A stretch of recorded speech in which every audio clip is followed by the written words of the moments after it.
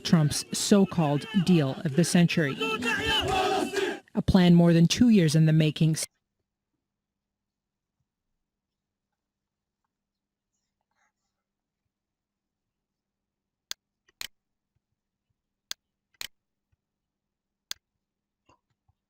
Benjamin Netanyahu at any second right now to address the press, the world that is watching, of course, for the second time. They are at the home there of the Prime Minister. So let's go ahead and listen in as they welcome.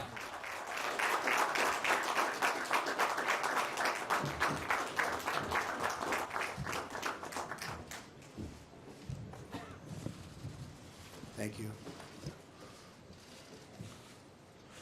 President Trump, Donald, Sarah and I are absolutely delighted to welcome you and Melania to the Prime Minister's residence in Jerusalem, the eternal capital of the Jewish people, the united capital of the Jewish state. We've known each other for many years, and it's always good to see you.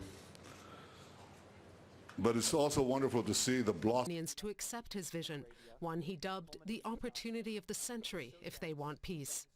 He said the $50 billion economic support plan would create a brighter future for the region. For a moment, imagine a new reality in the Middle East. Imagine a bustling commercial and tourist center in Gaza and the West Bank where international businesses come together and thrive. Imagine the West Bank as a blossoming economy full of entrepreneurs, engineers, scientists, and business leaders.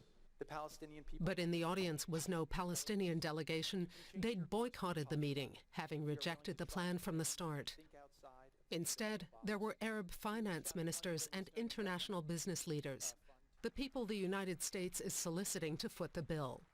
Kushner says his proposal could create 1 million new jobs and slash unemployment, helping to bring peace to the Middle East.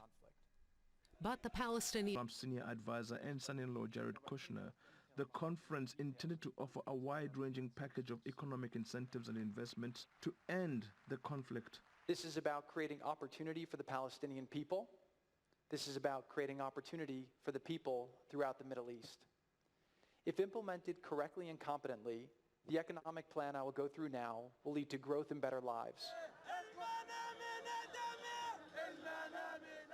However, the Palestinian Authority boycotted the event and the Israeli government was not invited.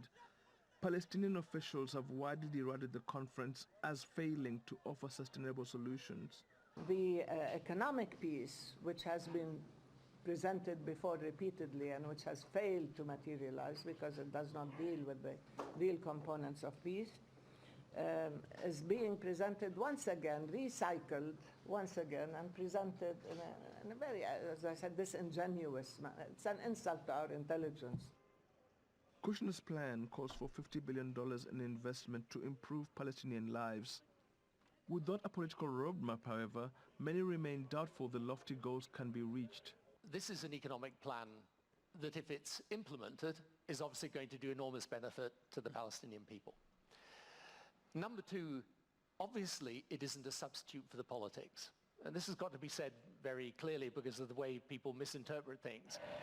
And as the proposal does not mention Israel's blockade of Gaza or the Israeli occupation of the West Bank, the road to peace looks likely to remain long and arduous. Philip Owera, TRT World.